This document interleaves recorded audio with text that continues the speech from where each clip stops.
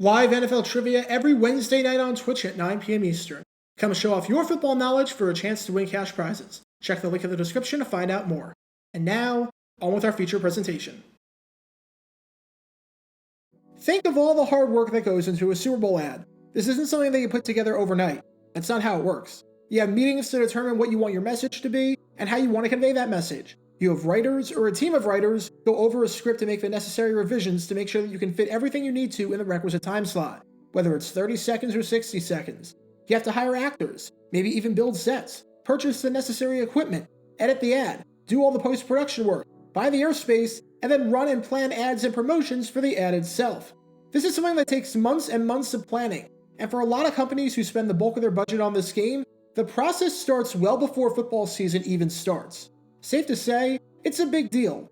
So imagine putting an ad together in less than a week. Outside of paying money to buy the airspace for the ad, you spend pennies on it, relatively speaking. Oh, and by less than a week, I mean 3 days. Well, at Super Bowl XXXIV, that's exactly what happened with one company. As for how it played out, well, let's just say the results were mixed at best, and really, really bad at worst. Actually, scratch that. The aftermath from this ad was absolutely chaotic, and the fallout was nothing short of disastrous. This is the story behind the cheapest and arguably the most confusing ad in the history of the Super Bowl. Before I talk about the ad in question that only took 3 days to make, we need some context to understand what the company was, why they wanted to advertise at the Super Bowl in the first place, and the entire chaotic process behind the ad. Because trust me, the story behind this is absolutely crazy. To fully tell our story, we need to jump back 1 year to Super Bowl XXXIII. The year is 1999, and even though the Super Bowl was an absolute dud, with the Denver Broncos destroying the Atlanta Falcons to win their second title in franchise history, the advertisements were taking the country by storm. Some of them, like Just for Feet's incredibly racist advertisement that is still widely regarded today as one of the worst of all time and an ad that single-handedly wrecked the company, were remembered for the wrong reasons. You can learn more about that disaster by clicking the card in the upper right corner. But then, there were some that were incredibly well remembered. The FedEx ad with the Stanley Cup, the Budweiser Frogs, and the Budweiser Dalmatians ad were all great.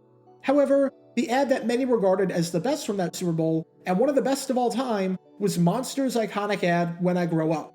The commercial for Monster.com shows kids answering the question of what they want to be when they grow up, and all of their answers relate to how bad working life is. The ad was an instant classic, and Monster's business skyrocketed from that. Back in 1999, you didn't see .com companies advertising at the Super Bowl. Then Monster comes in and knocks it out of the park, and it pays dividends. What Monster.com showed with this ad was that if you were a .com company and you needed to get your name out there, then advertising at the Super Bowl in front of about 100 million people was a pretty good idea. Let's fast forward to later in 1999, and the internet is continuing to grow in popularity. It's the Wild West out there, and .com companies are spending hundreds of millions of dollars to advertise their company, with the advertising numbers surging in an attempt to get their name out there and differentiate themselves from the other .com companies. Over the first half of 1998, .com companies spent $230 million on advertising. In the first half of 1999, .com companies spent a whopping $755 million on this, which is an increase of over 220%. And heading into the new millennium, these .com companies were going to continue to spend, and were going to do so on television's biggest stage at the Super Bowl. One of those companies? Well, that was a website called LifeMinders.com. Now, before I talk about LifeMinders and dive into the absolute insanity of this process, I should note that this is not the first time I've done a video on a .com ad from Super Bowl XXXIV, as a while ago, I talked about the bizarre ad that was done for OnMoney.com, a website that was not even up and running by the time the Super Bowl was on, and quickly went out of business. You can learn more about that by clicking the card in the upper right corner. But of the 14 .com companies that were going to air an advertisement during the Super Bowl, LifeMinders was looking to find a way to differentiate themselves from the rest, and to make their name known. In short, LifeMinders.com was designed to send out personalized emails to its members, which entering the new millennium was a user base of roughly 5 million people. What you're looking at right now is an actual PowerPoint presentation from LifeMinders as they were preparing to go public. I don't know how I found this. Now, it should be noted that at no point was this company ever profitable. The company lost over $479,000 in 1997 and roughly $2 million in 1998. However, they were growing pretty quickly.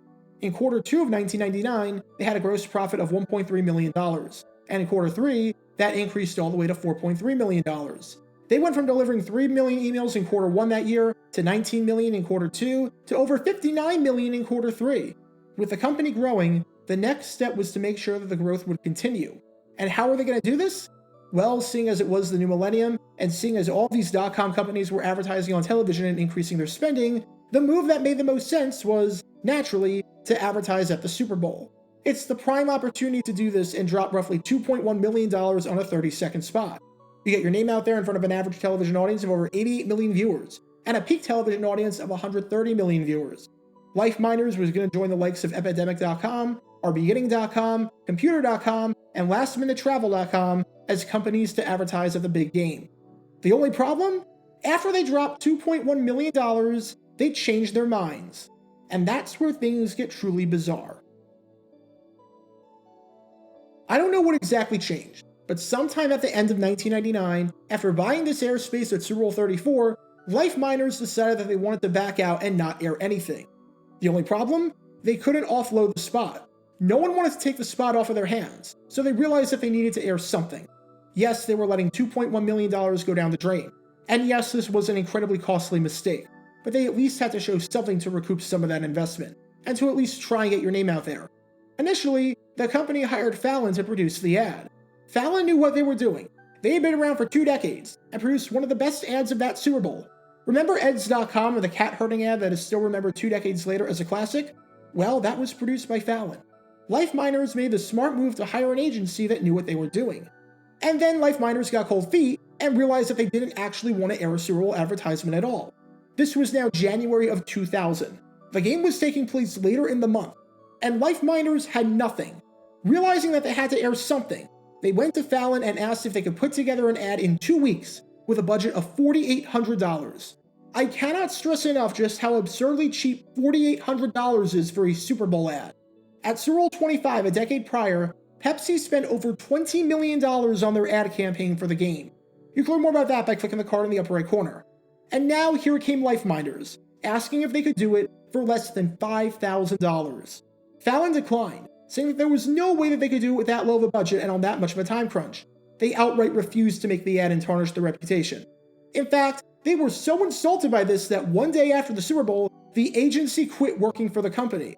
Now, they said that this was completely unrelated to the fact that the company was asked to make a Super Bowl ad on 2 weeks' notice for less than $5,000. But come on, no one's buying that. Not when you're quitting not even 24 hours after the game. Now, Life Miners was scrambling for literally anything. Fortunately, they found a team of freelancers from the Bozell Group who were willing to do it on those terms.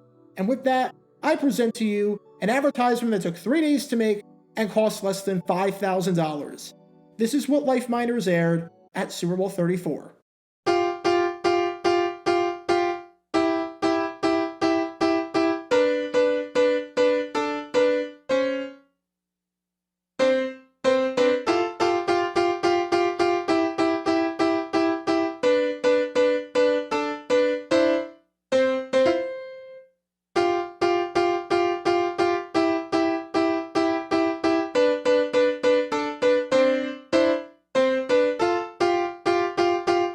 When you probably clicked on this video, if you had no idea what the ad was and had never seen it before, you probably thought to yourself, wow, they put together an ad in 3 days? How do they do that? That is an impressive turnaround. But after watching that, your reaction, and mine too, is, wait a sec, that took 3 days to put together? I know computers back in 1999 and 2000 weren't what they are today. I remember it taking 10 minutes to start up the desktop in my house and remember that Windows 97 loading screen. But come on, 3 days for that? Were 2 of those days just trying to X out Microsoft Clippy's message saying, it looks like you're trying to make a Super Bowl ad. Would you like some help with that? I mean, this was literally a 10-slide PowerPoint presentation with no fancy animations, no transitions, or anything like that. You could throw this together in 5 minutes. No exaggeration. You could make this ad in the same time that it takes to listen to the average Meatloaf song and still have some time left over. And as you can probably imagine, while there are some ads that are so bad and so simple that they're good, this was not one of them. This advertisement was not received well. Now, I should note that some of the greatest and most iconic ads of all time in the history of the game are simple, and clearly didn't require a lot to make. Pepsi's ad at Super Bowl 30 is one of the greatest ads ever, and it's just a single shot with no script of a guy drinking a Pepsi. The initial Budweiser Frogs ad is a classic, and it's just frogs saying the company name over and over again. You don't need a budget to have a good Super Bowl ad, and you don't necessarily need celebrities, a bunch of post-editing effects, and some elaborate sets to make it work. but this one did not work. While some people, including Howard Stern, liked the ad, many people did not. It did not rank highly in the USA Today ad meter. It had a really poor recall rate, it only has a 62% like to dislike ratio on YouTube, and it was received so poorly that traffic actually decreased the day of the Super Bowl, dropping by 13%. Do you realize how bad your advertisement has to be, especially for a relatively unknown website, to have your traffic go down after being shown to 100 million people? The website at one point even crashed, which is always a good sign when no one is able to even access your website, and by the time they can, it's too late because they've already forgotten about it, and they moved on to one of the other 10,000 .com companies that aired a spot at the Super Bowl that year. So why did this ad fail? And why was it not received well? Well, for one, there's a major difference between something being so bad that it's good and something being intentionally bad. It's the self-awareness aspect that plays a key part in this. It's the reason why many people, including myself, love the movie The Room, because there was absolutely no self-awareness. The moment you introduce self-awareness into the mix, and you know you're making something bad, it's not as fun. You gave away the punchline to the joke on the very first slide of the ad, that you were intentionally trying to create the worst Super Bowl ad ever. How was that funny? How can you fill the other 27 seconds when you just gave away the meat and potatoes of the ad right away? It also didn't help that there was another company that ran an ad about making a horrible Super Bowl ad and blowing their money, and did it in a much better and more creative way. Because at that same Super Bowl, E-Trade did this.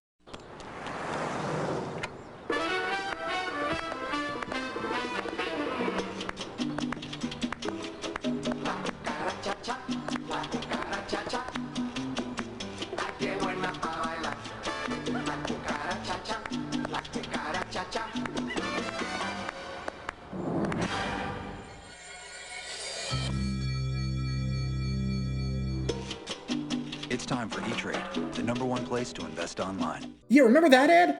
That was one of the highest rated ads of that Super Bowl, and it's not hard to see why. It is still a classic to this day. Yes, it's trying to be bad, but it's a creative concept. You've absolutely no idea where it's going.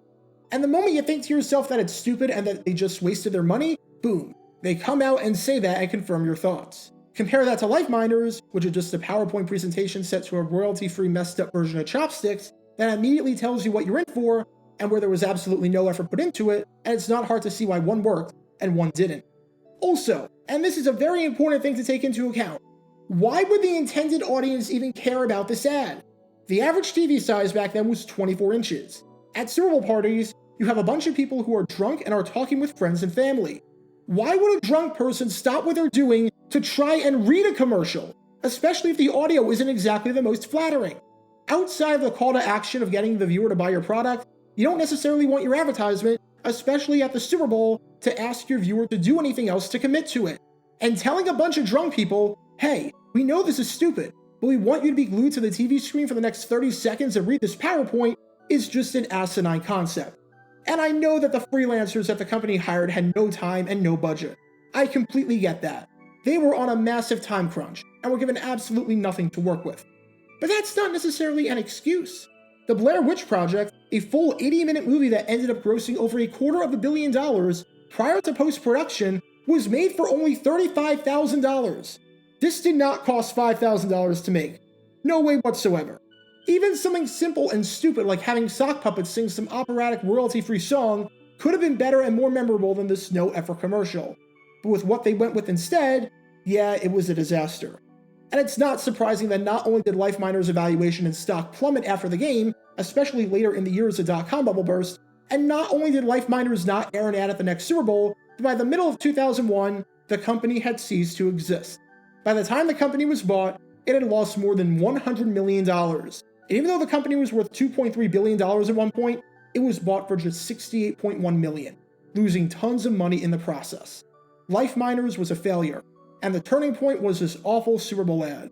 So as the words of the wise, if you're going to drop millions upon millions of dollars on a spot for an ad, do it right, and don't pony up $4,800 on 3 days' notice to get it done, because if you do that, as Life Minders found out alongside a bunch of other .com companies around that time, your bubble is going to burst.